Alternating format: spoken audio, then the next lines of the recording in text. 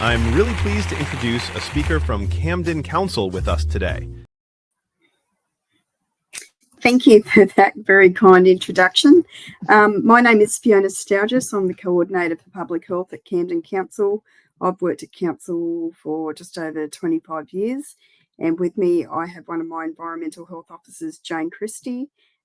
Jane is a veteran in environmental health with over 40 years in local government. So Jane is a wealth of knowledge and experience. And hopefully today we can get some of the rather complex points across in a timely and simplified manner.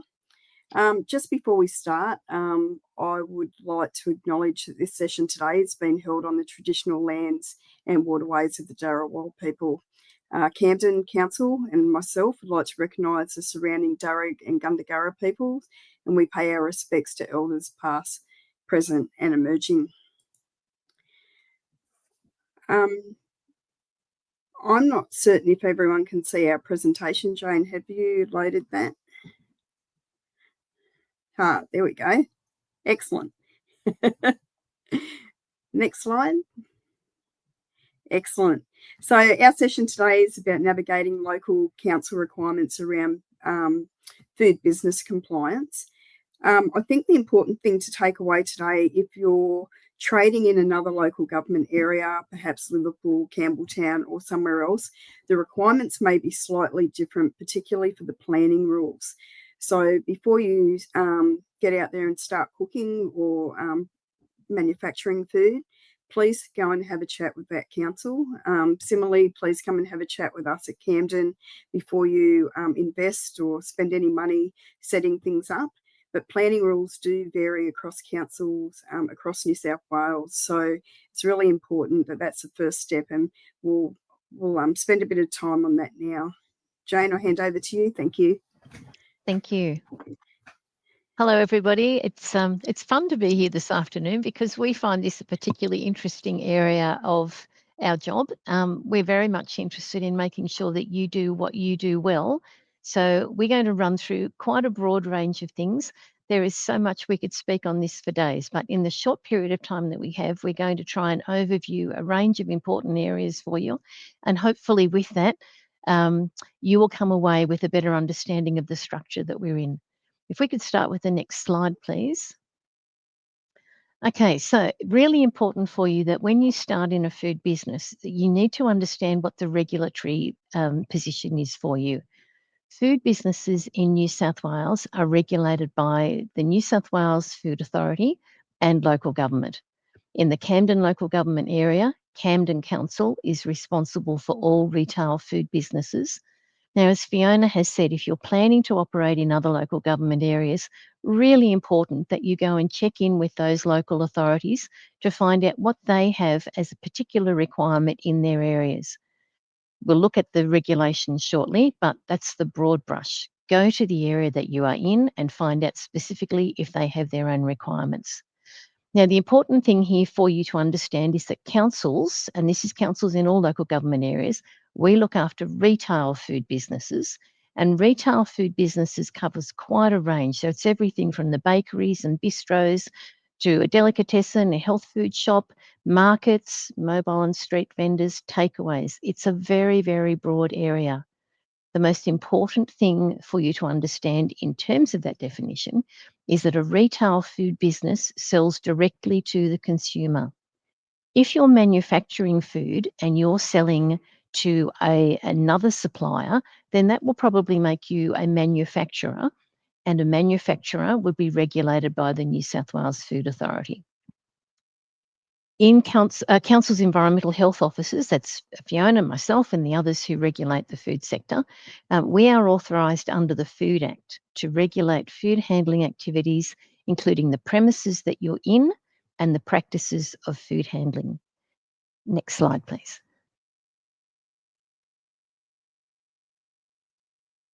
Thank you. So there are a number of important steps, and we're going to have to deal with these very broadly. But again, I hope this sets a structure for you so that you're clear about what you need to do from the start.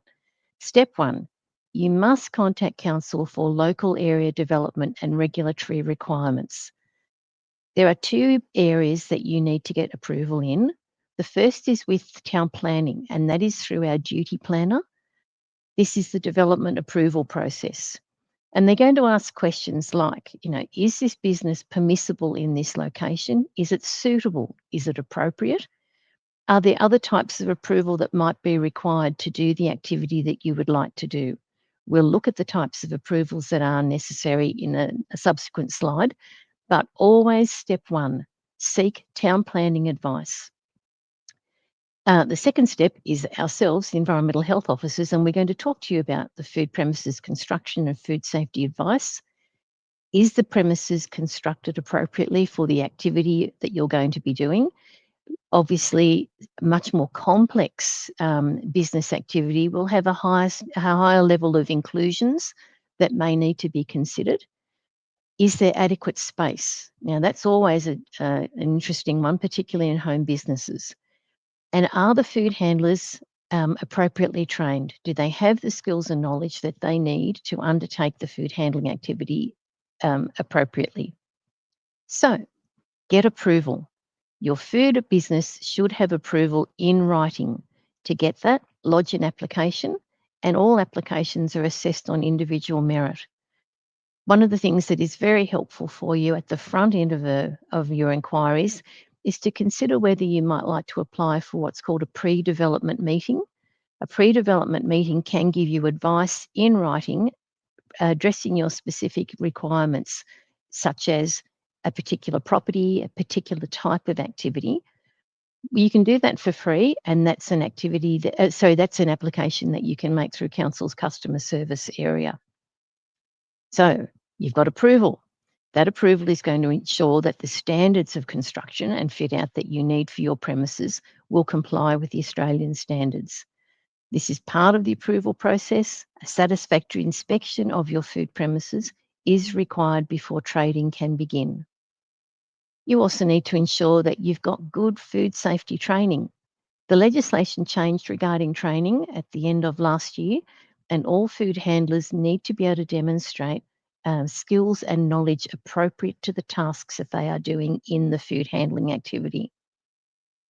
There are many ways that you can achieve education.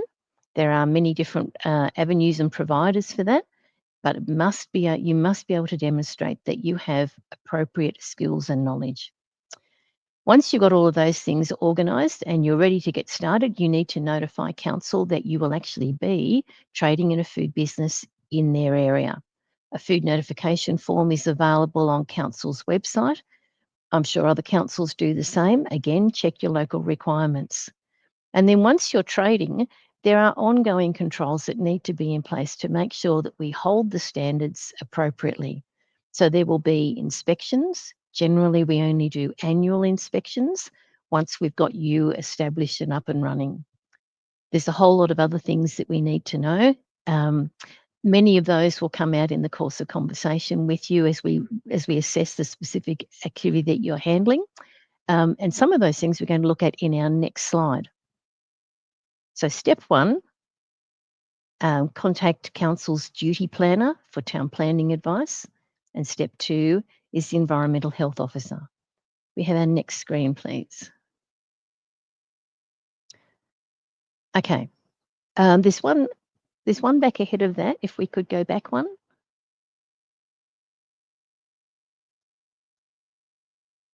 Right. Sorry, let's just move forward one. I'm sorry, there seems to be something happening in there. Right, so types of food business and approval. We're in the requesting town planning advice stage. All food businesses require approval in some form. So if, for example, you were proposing a food activity in a shop front, you would need development consent. If you were looking at a home-based business, also you will need development consent. If you're looking at temporary food stalls at events, now it's a different type of application, and that's a Section 68 application under the Local Government Act. Similarly, you would have that type of approval for mobile food vending, such as roadside trading and in a vehicle that moves from site to site. There's another category again, mobile food trading on private land. Again, a different type of area where approval is required.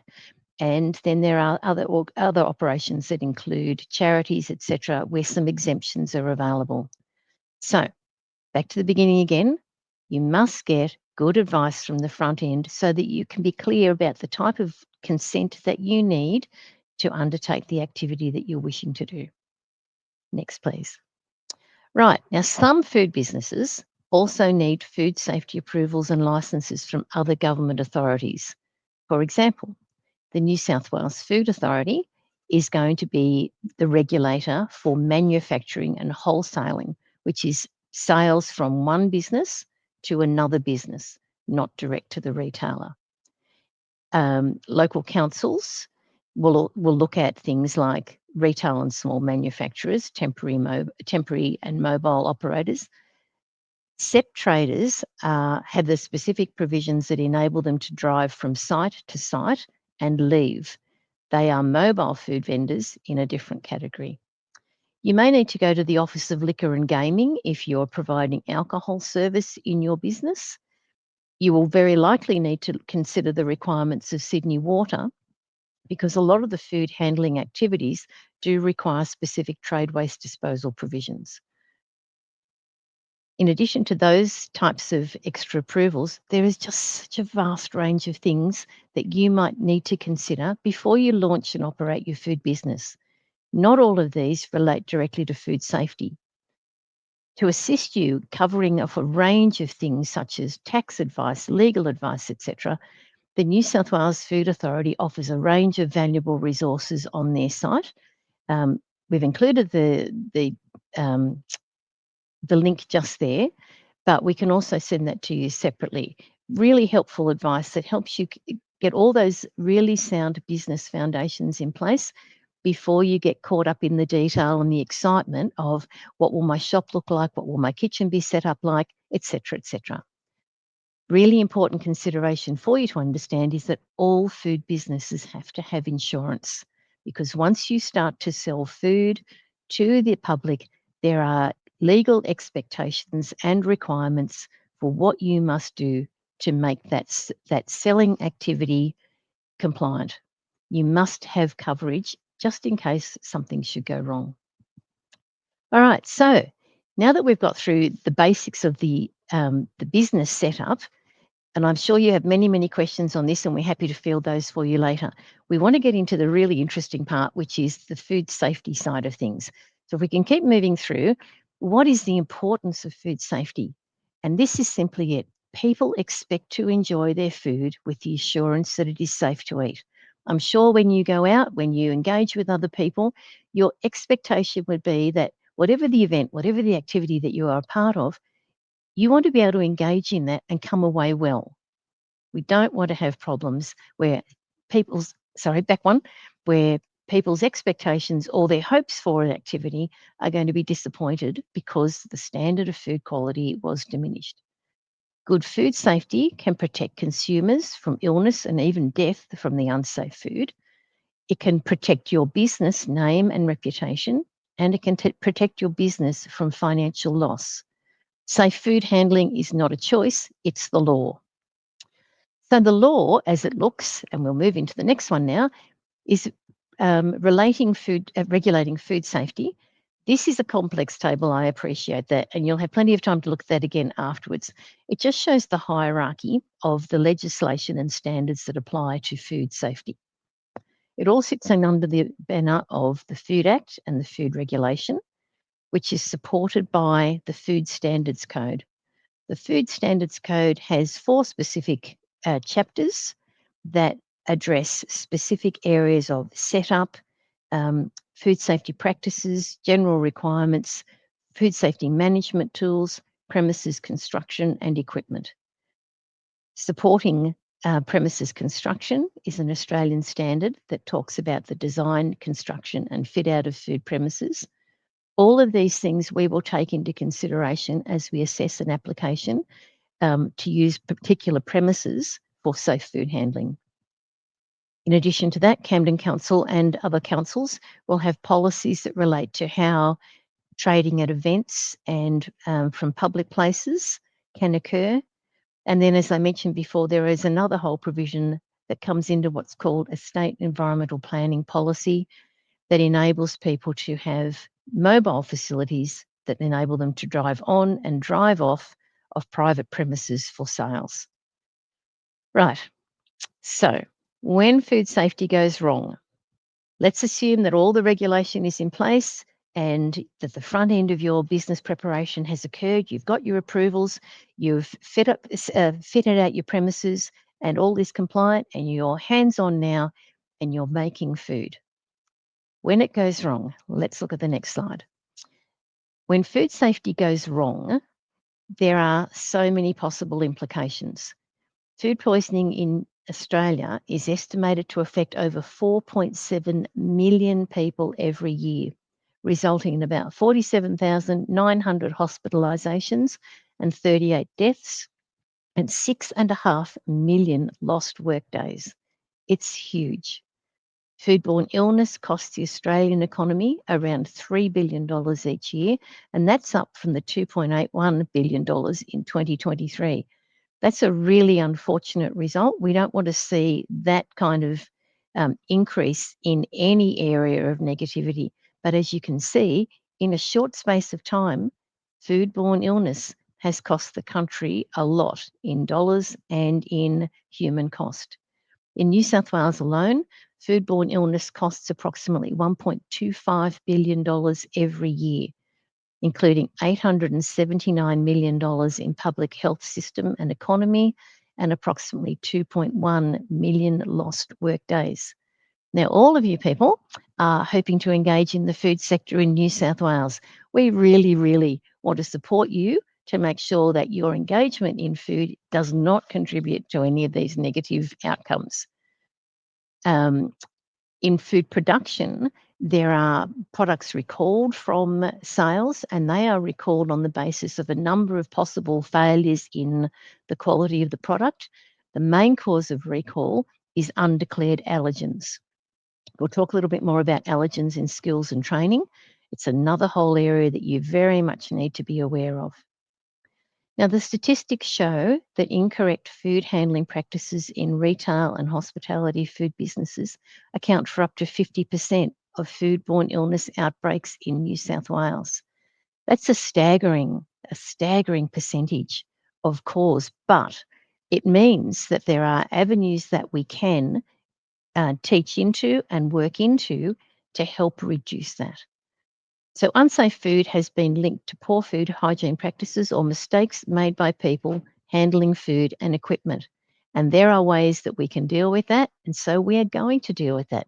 If we can look at our next slide, I'm going to talk to you about quickly what the failures in food safety are and how that comes about.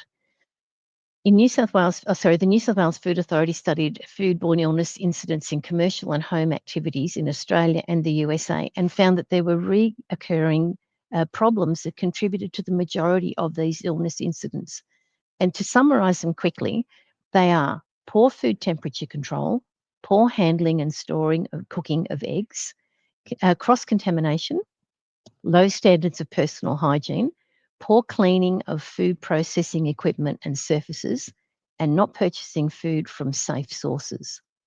The good news, though, is that despite these alarming statistics and figures in food safety, many cases of food poisoning are actually easily preventable. And this is where it comes back to you as the food handler. Our next screen is going to run through some of these great things because the solution here is skills and knowledge.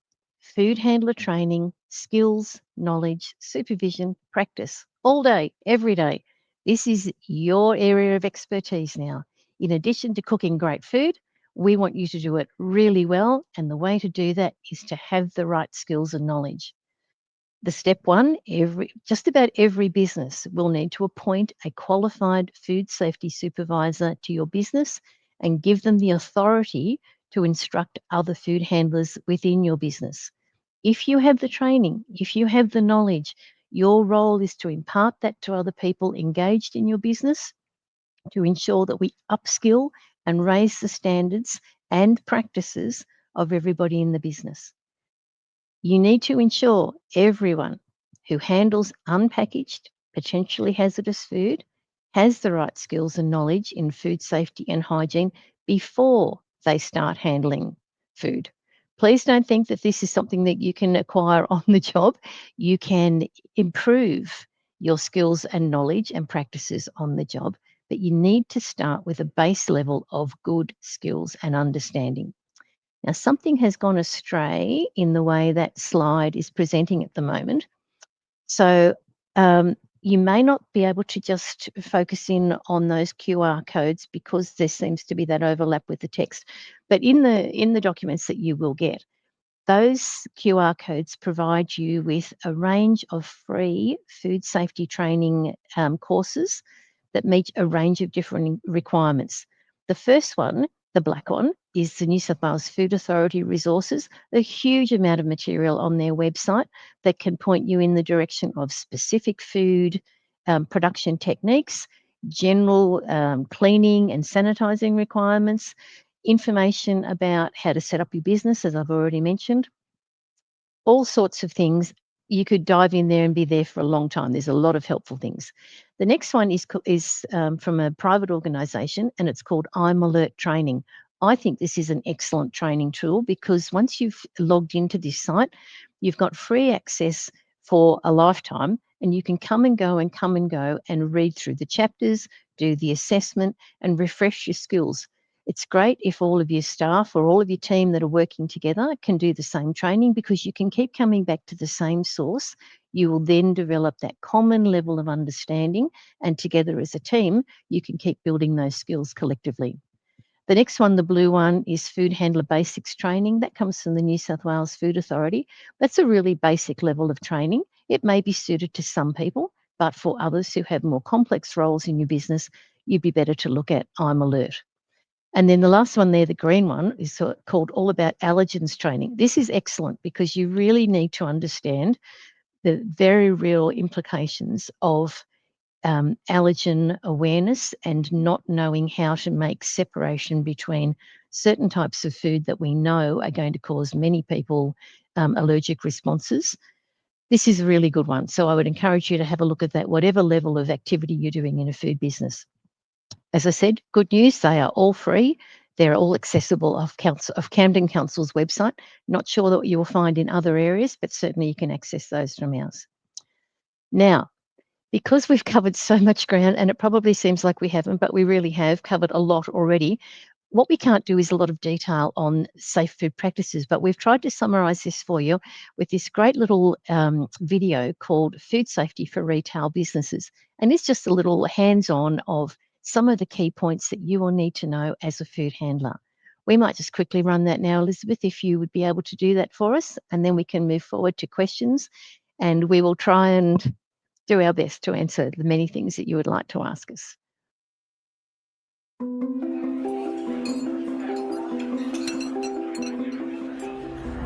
As a food business, you need to make sure you serve food that is safe by following the Food Standards Code and other requirements. Most also need a certified food safety supervisor. There are important details you must notify to the Food Authority or your local council. Food should always be correctly labelled so you can accurately identify their ingredients. If handling food, you must have the skills and knowledge you need to keep food safe.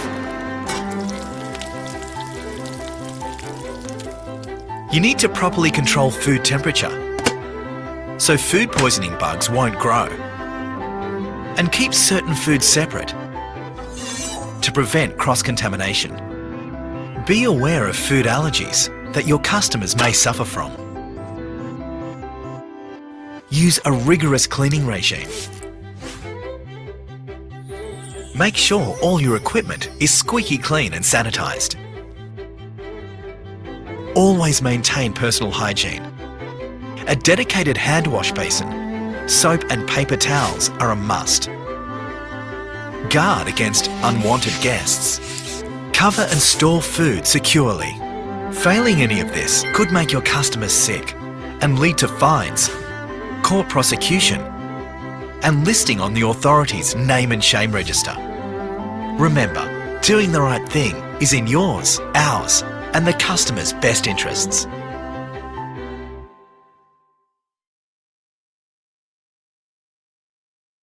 Okay, so something's happened in there and we've missed the front end of that, but never mind. In the slide that you will see, and it's referred to as food safety for retail businesses, you'll be able to go back onto the New South Wales Food Authority website, pick that up again, and you'll be able to see that from beginning to end.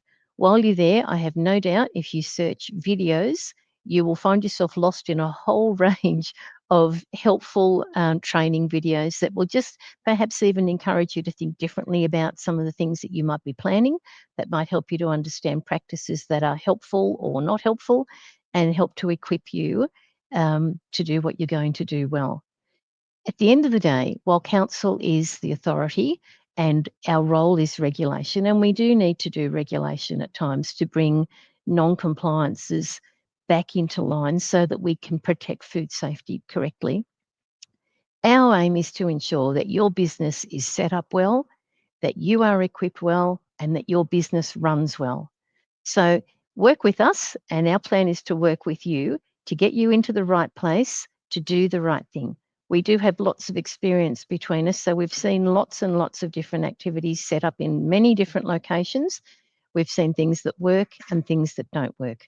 So we would encourage you that it's a two-way street. Let's try and work together to do the best we can to get good foundations for you so that you will thrive. All right, so we still have a bit of time up our sleeves, so we would very much like to field some questions for you.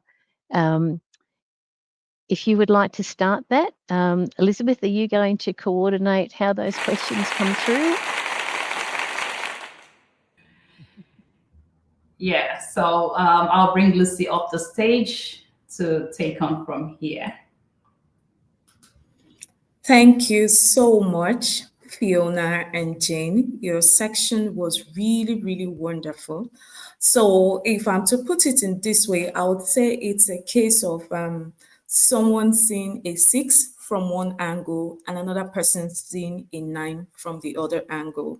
So previously for food businesses, especially those in the multicultural food business section, it's always this council rules or regulations or compliance issues always looks so strict.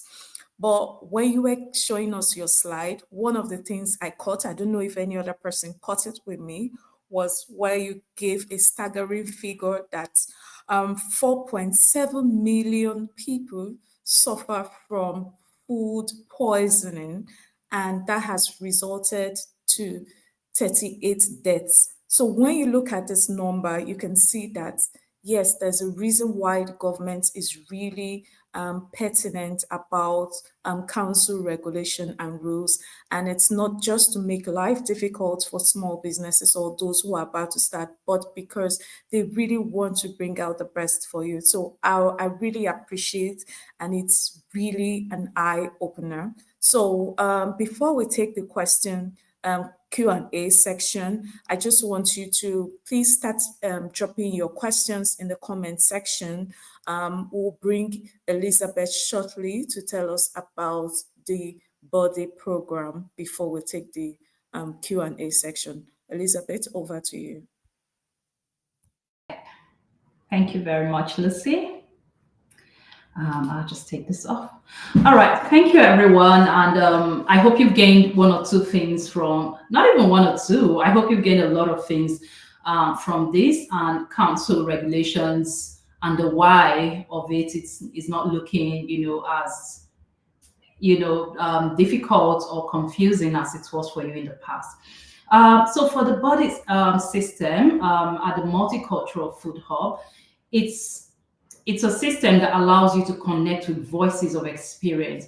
So if you relate this to when you start a new job, for example, some of us would have started a new job, and then on the job, you would be paired with another person who is experienced and who can guide you.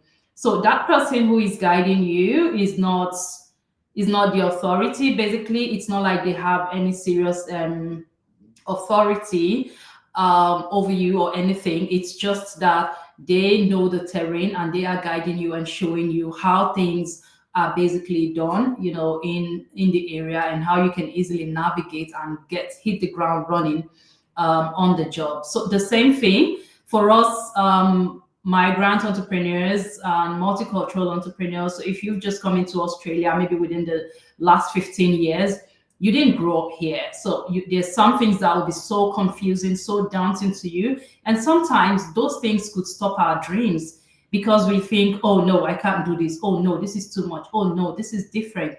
But with a voice of experience, someone who's done it, who can cheer you on to say, oh yeah, I've done this before. I want to do my packaging. And then you reach out to a buddy and the buddy can say, yes, this was how I did mine. This was how I did mine. This was who I used. And these were the mistakes I made. You know, that person would help you avoid years of grinding in your business and help you to move faster. And I do use a popular example of how we came into Australia. And because we had friends, we had people who could guide us. It was very easy for us to get started, you know, with a job. Within 2 months that I came, I could get my child into daycare really fast. I could get to do a lot of things. We settled in like very quickly, and within 2 years, we're ready to buy our first home. So all that would not be possible. You know, initially I used to take it for granted until the painter came to the house one day. And I was like, oh, since when have you been in Australia? And I was like, well, 6 years ago. And he was like, and you got your house? And so that got me thinking that, well, it might look normal to me, but it's not like super normal because it might have taken me years if I didn't have people ahead of me. So the same thing, that same system we have brought, you know, into the platform of the Multicultural Food Hub to help you navigate your dreams really fast. So if you think you need a buddy by your side, okay, just before then. And the good thing about this system is it's a two-way kind of system. So you can be a buddy today and also be a mentee tomorrow. And that's because no one is an island of knowledge. So for example, I might be really good at, maybe I've done my packaging and all that, but I want to get my products to the supermarket, or I don't know how to really sell at the market. I might have someone who can guide me on how they've been selling, interacting and all that at the market, where they find sources of supply and all that. Whereas another person might want to like do their packaging, and I'm experienced in that, and they can come to me and like, okay, yeah. And yeah, so that's how that system runs basically. And the thing is, it's to make it worth everyone's time. It's a paid system, so it's not free, because I know a lot of migrant entrepreneurs are busy. For someone like me, I run a full-time job. I run a business by the side. I have kids, I have families. And that's the story for a lot of migrant entrepreneurs, you know, doing a lot of things just to make, just to build the future for the next generation. So to make it worth everyone's time, it's a paid system. So if you are a buddy, you get paid for your time. And if you're a mentee, you pay for someone's time. So the whole logic is whatever value you bring to the table, you get paid.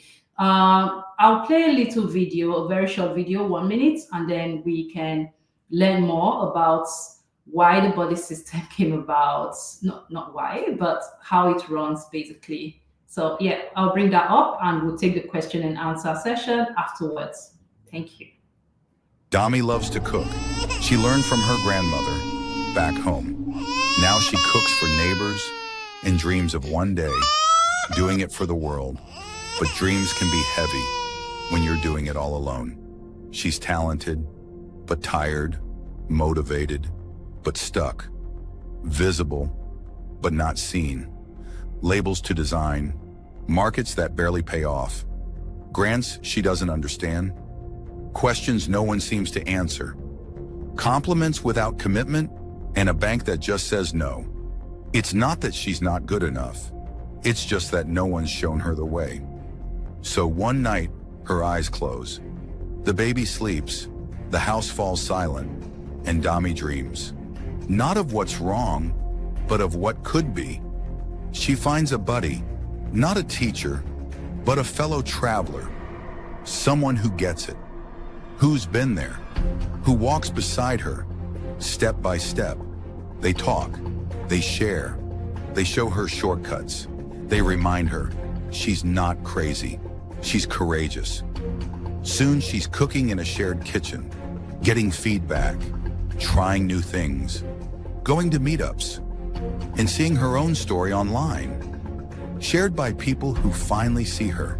5 years on, Dami is not just known, she's sought after. She speaks at conferences. Retailers call her. Banks compete to fund her growth. She supports her family with her passion. And other migrant entrepreneurs ask her, "Can I learn from you?"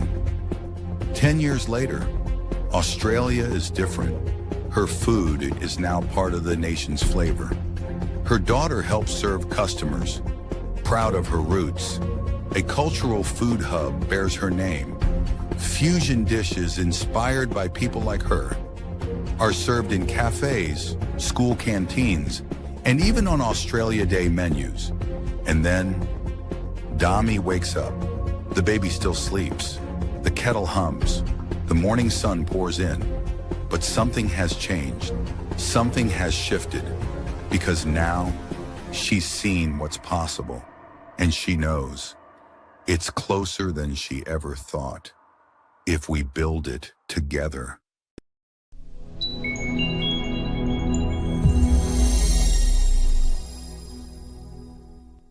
Dami loves to cook. All right, thank you very much for that. So that's just a little glimpse of what's possible for a lot of migrants and multicultural entrepreneurs if we work together to build a system that really works for us and that really works for our growth. So not just for us, even for all the other food entrepreneurs across Australia. So the buddy system is here to help us, grow our business as fast as we can. Most of us came in pretty late, probably in our 30s, and we don't have that much time for experimentation. So the buddy system takes away most part of the experiment and then takes us through that journey where we can hit the ground running and really fast. So if you would like to have a buddy, if you have any aspect of your business that you think you need a buddy, you can scan the QR code that will come up on the screen shortly. Fill in your request, your requirements, and we would look for someone to match you with. And if you think you can be a buddy, you're experienced in some aspect of food business, you've done some things and you've succeeded at it, feel free to reach out and drop your details as well. And yeah, we would reach out to you to join the WhatsApp group. So yeah, thank you very much.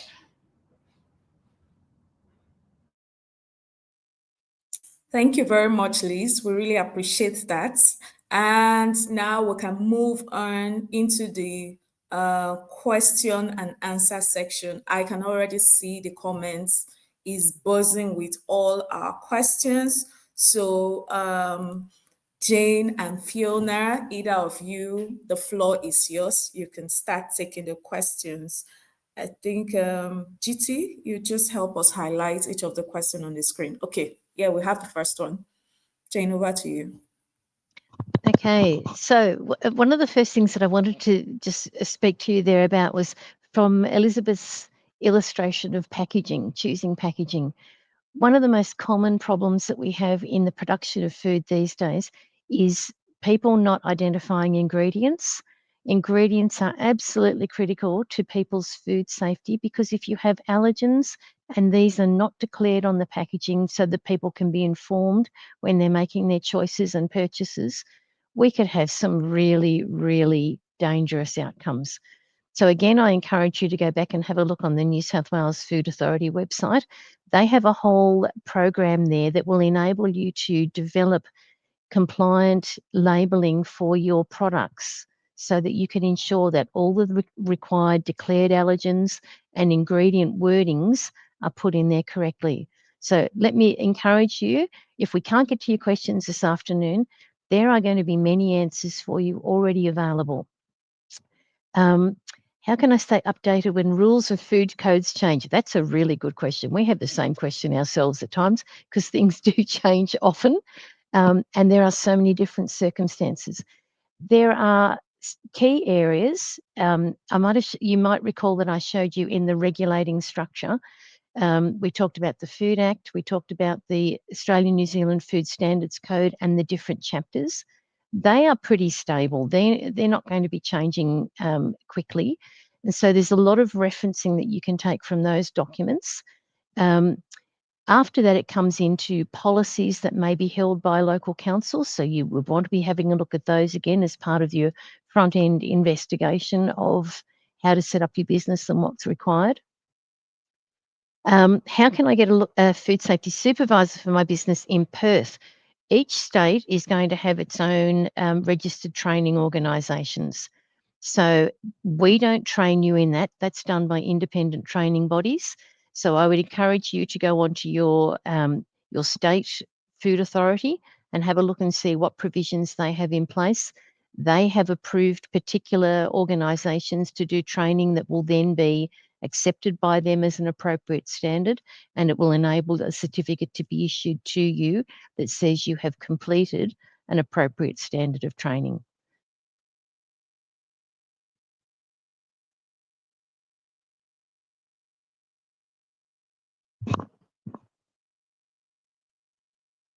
Where they haven't come to council to start with.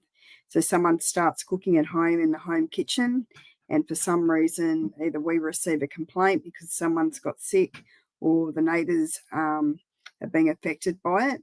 So I think the most common mistake for a business starting out is you haven't come to council, the proprietor hasn't come to council and asked what the requirements are. And if you do that first, then you can find out what the requirements are and invest your money once and well, and so you're not backtracking.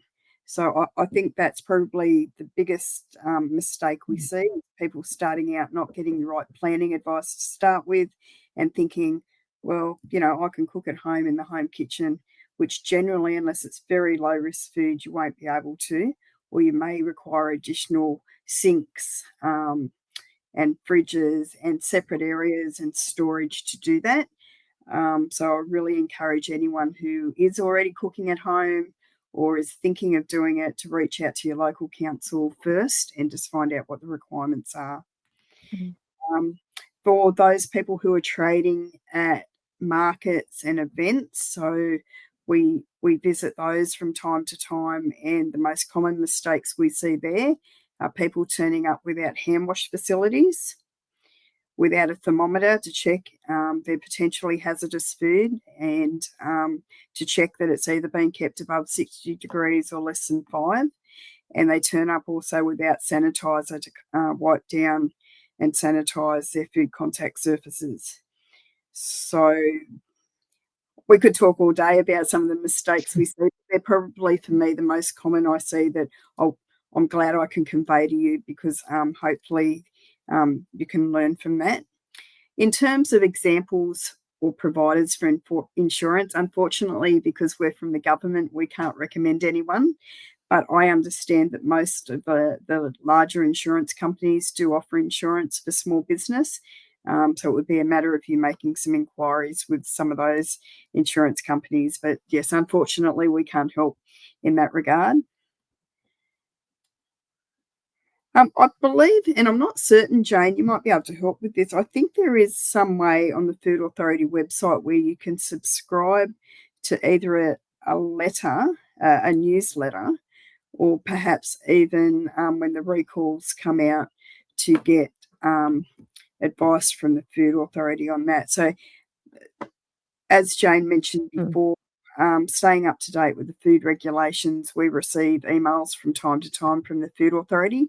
So the Food Authority sets the rules for the whole of New South Wales. It's not done by council, it's the Food Authority. So the best resource you can have is the New South Wales Food Authority website. And I think, I'm not certain, but we'll check it, that you might be able to subscribe to some types of emails, so they'll send you information.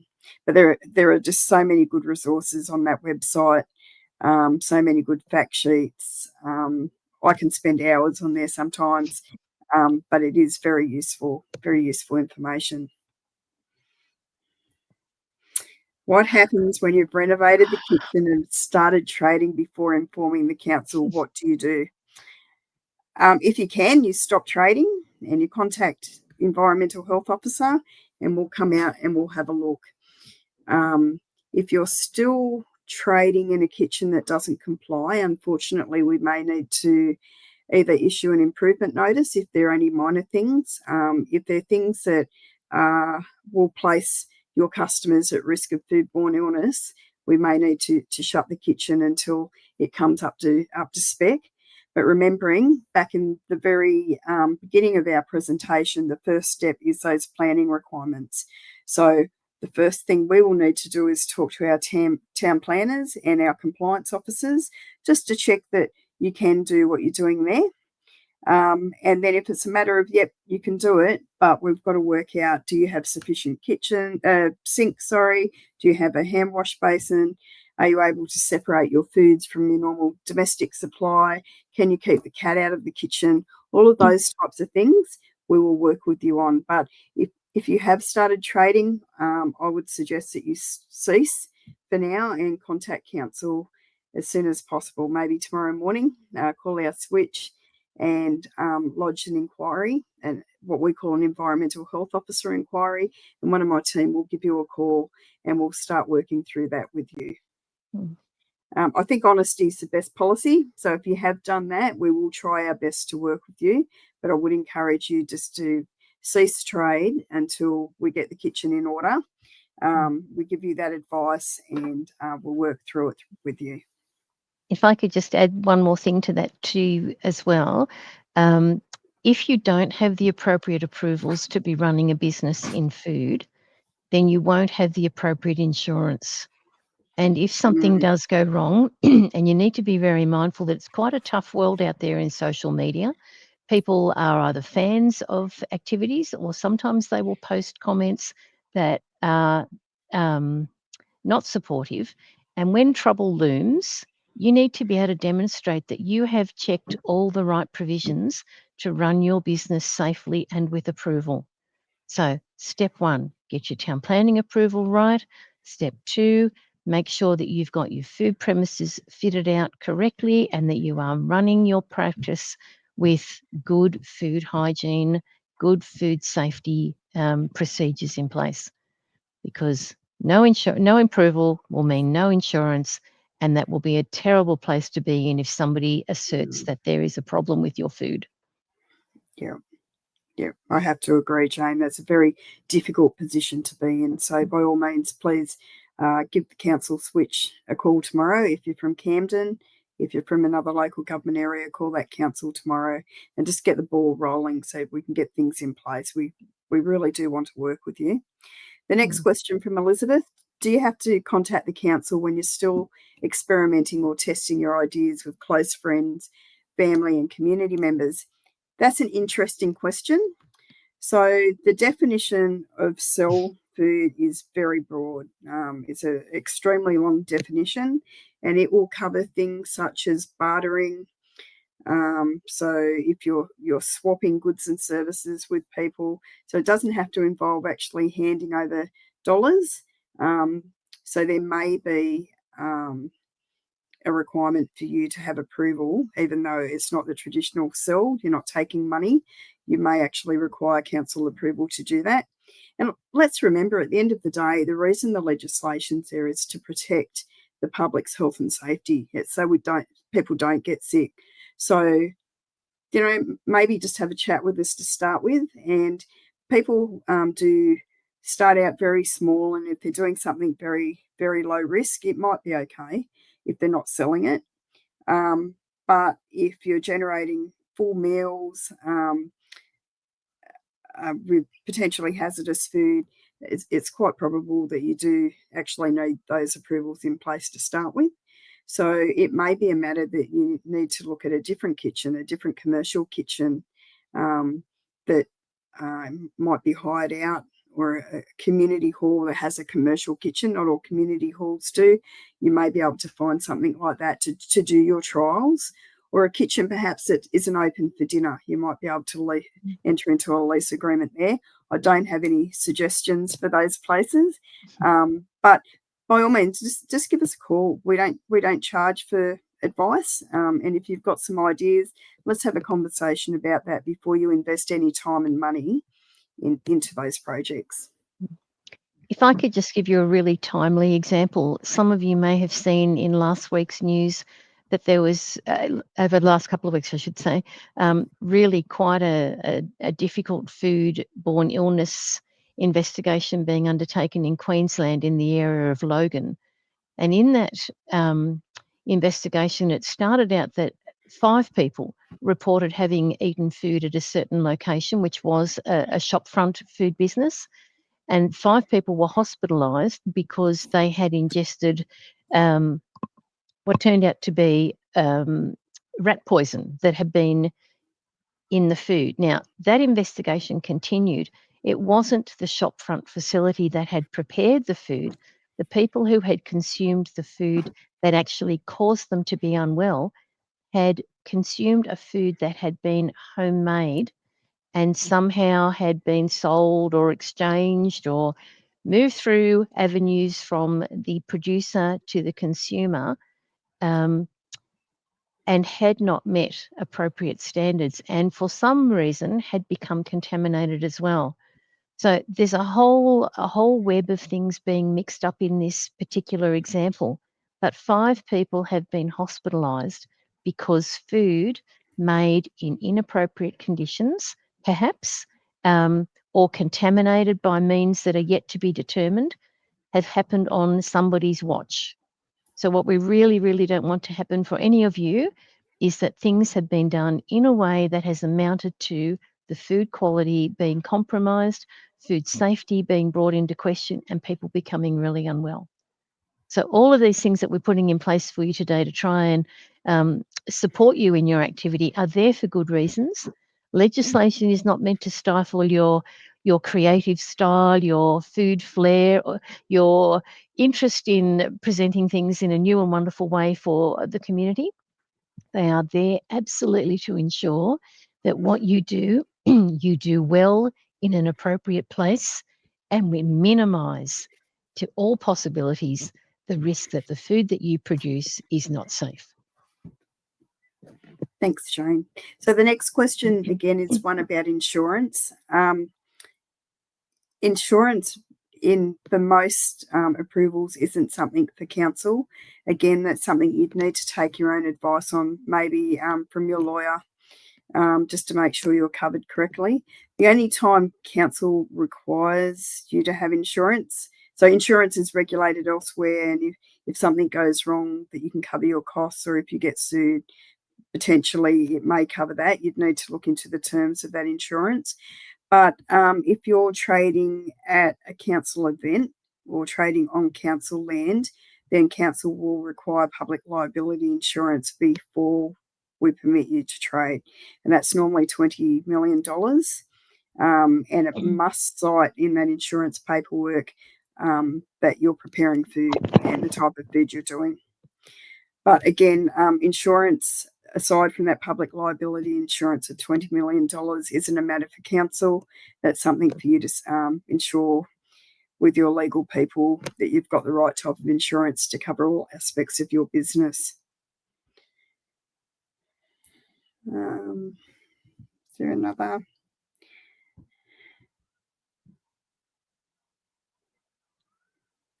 We might just go back to that other question, Lucy. If I change my menu or start packaging my food products for sale, do I need to reapply for a food licence or appeal for another approval? Well, that depends. If you told council that you were just doing cookies or cupcakes, which are very lower risk, and then suddenly you've changed your menu and you're doing 3-course meals with meat and dairy and other potentially hazardous foods, then yes, we need to know, because your fit out of your kitchen may have been fitted out for a low risk rather than being fitted out for high risk foods.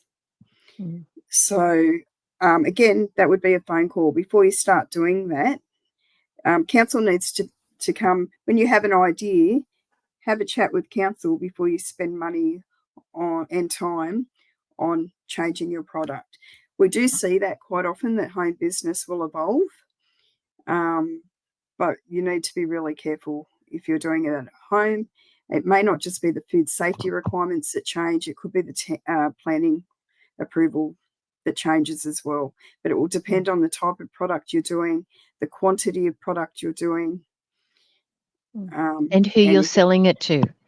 Remember, if you move from sale to the person who directly consumes it, which is retail, if you move into supplying your product perhaps to a cafe or a restaurant, that would be manufacturing. And then you will need to look at what the New South Wales Food Authority requirements would be.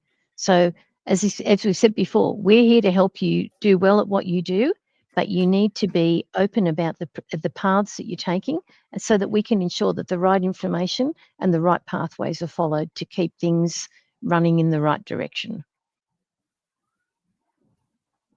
Thank you. The next question.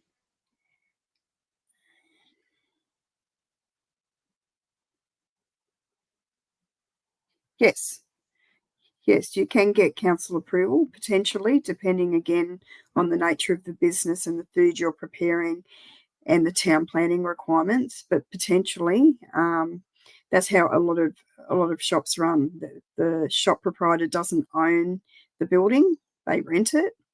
A shared commercial kitchen would require, if it's still a kitchen, town planning wise, but what it may require is an understanding of, if it's shared, who's doing what, who owns what, and more than likely a separation of space for storing your products.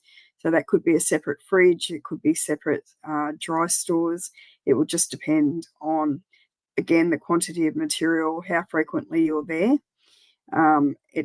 We need to make sure, and you, for your own protection, need to make sure that your food products are separated. So whether that's the raw ingredients or the end product, from other people's, because it's the producer of that product that's responsible for it. So we need to make sure there's a very clear line in the sand, and a very clear understanding of who owns what. And it's also, when you're sharing a space, who's responsible for the cleaning, who's responsible for sanitising. I would say anyone who's producing the food is. So you need to clean as you go, you need to sanitise as you go, you need to clean and sanitise at the end of shift, and you need to clean and sanitise before you commence again. So shared spaces, they're possible, but there will need to be, you probably need some agreements with the other tenants that are in there just to understand what they're doing and exactly what are you sharing. Are you just sharing the kitchen and you bring all your own utensils and cooking equipment in?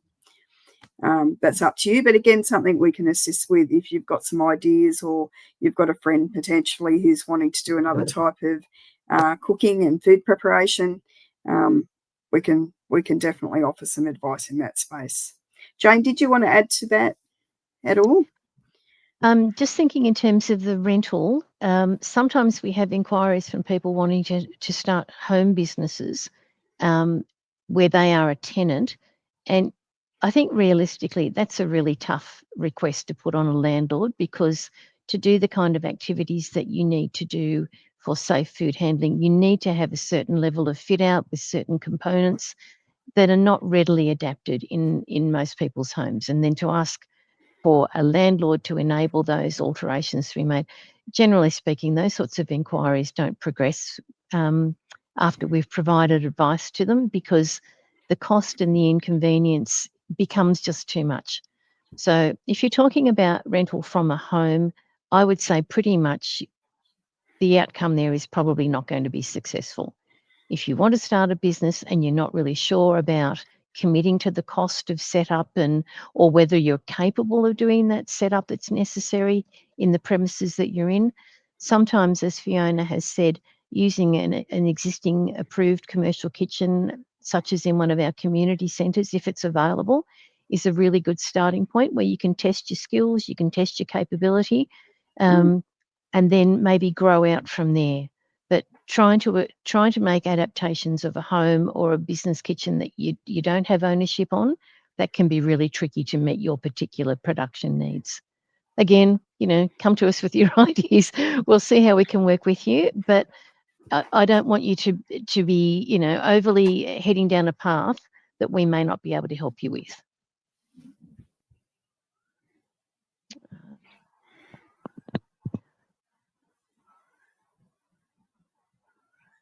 Sure. We love seeing new foods.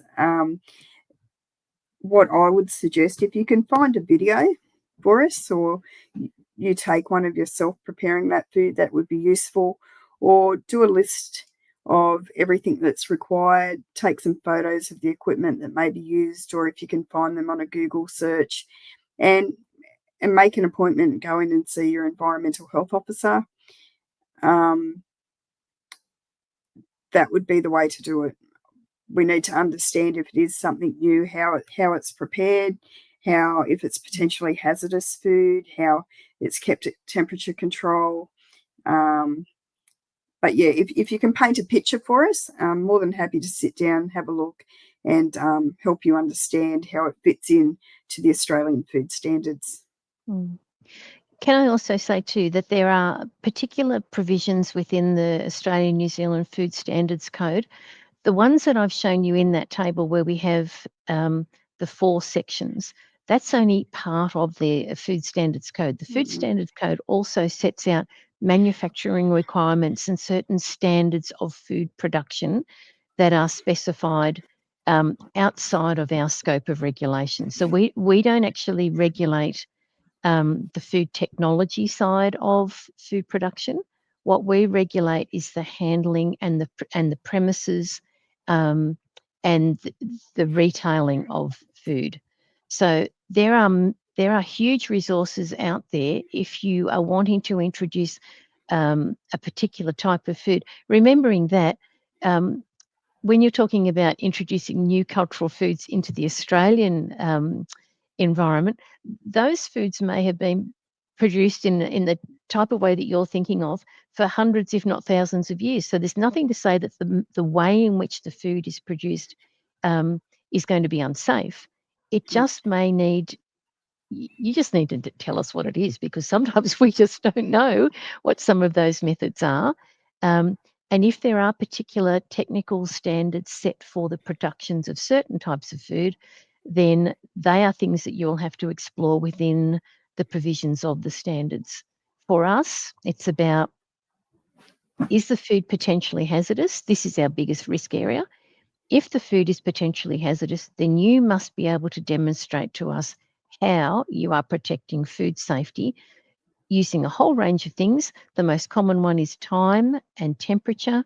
Temperature control is really important, and guarding against cross-contamination, etc., etc.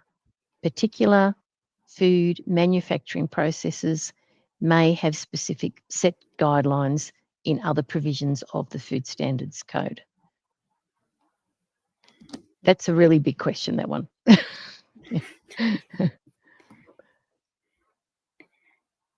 What else do we have there? Can individuals or organisations participate with the council? I'm not too sure the context of that question, but we do work with individuals, community groups, businesses, anyone who's preparing food. We educate and regulate is part of our role. So regardless of whether you're an individual or an organisation, we will talk to you.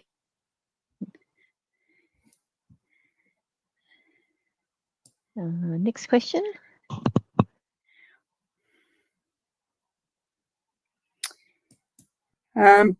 So yes, we did mention the insurance of up to $20 million coverage.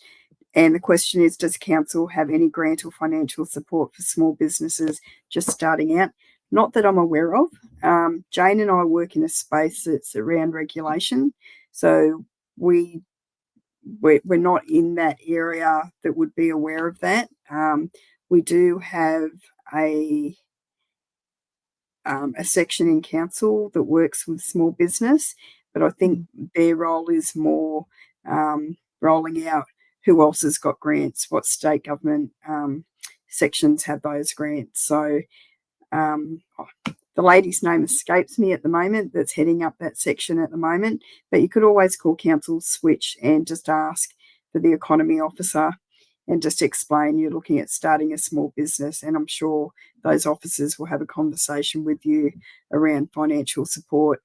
I'd be surprised if council can offer financial support, but they will offer support in terms of networking and putting you in touch with other organisations who may have those contacts or those finances available. Mm-hmm.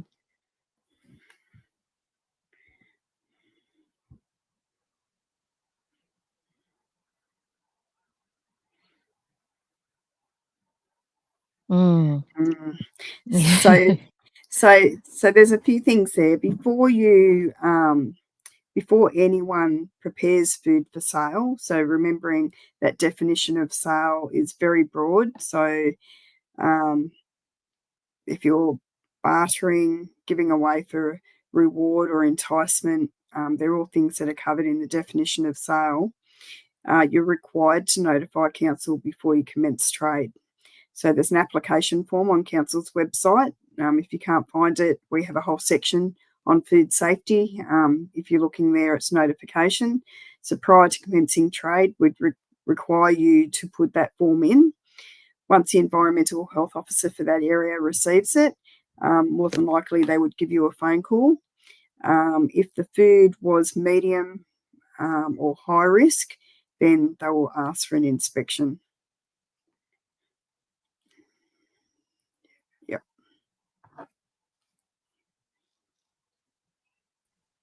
Okay, I think Elizabeth has one more question. Yes. How long does it take to get approval? It depends on the type of approval. So if it's a town planning approval, we don't have much influence on that, the timing of that approval. And in all honesty, quite often the delay with approvals can be that the applicant hasn't provided sufficient information. So if you're upfront and have a clear understanding, have some professional plans drawn, your approval may go through relatively quickly, but at a minimum, I would say 4 to 6 weeks at a minimum. But what you can do to help with that application and to speed up the process is ask for a pre-development application letter in which you outline what you propose to do. The town planners will send that off to my team, the environmental health officers. We'll assess it. We'll probably give you a call, have a conversation. We'll send you a letter back. So even before you've lodged the application, and these letters are free of charge, outlining what you need to put in your application. And if you address that in your application, it should go through okay. But just bearing in mind with a development application, the town planners, food safety is only one component. They're required to look at the zoning, what the building may look like. Is it permissible in that zone? So is a kitchen, commercial kitchen, if you're going to retail or wholesale, is that allowed in the zone? If there's deliveries or customers coming, they have to consider traffic, noise, and a variety of things. So those things can slow up a development application. If it's an approval for sale of food at temporary events, so the local markets or those types of things, again, if you put in all the information that we're seeking, a good plan, and follow council's application for those temporary food approvals, it may only be 2 weeks if all of that information is there. We will always come back to you if we require more information, but it just depends on the type of application and how much information you provide council up front. Mm-hmm. Yes. So thank you for all those questions. They're really good ones in their setup to make sure it's done well and their money's wisely invested. Thank you. Yeah, thank you very much. Okay, so we're going to quickly take the reviews. The review is going to come up shortly right now, and you could leave your reviews. Would appreciate a 5-star. That's how we're able to reach other food businesses across Australia. So just leave us a word or two, say something nice about us, and how you enjoyed today's section. GT, could you bring up the slide? Yes. Oh, not this one, the other one. Yes, please just scan it. You can scan the QR code, and we also have the link somewhere. It should be coming right away.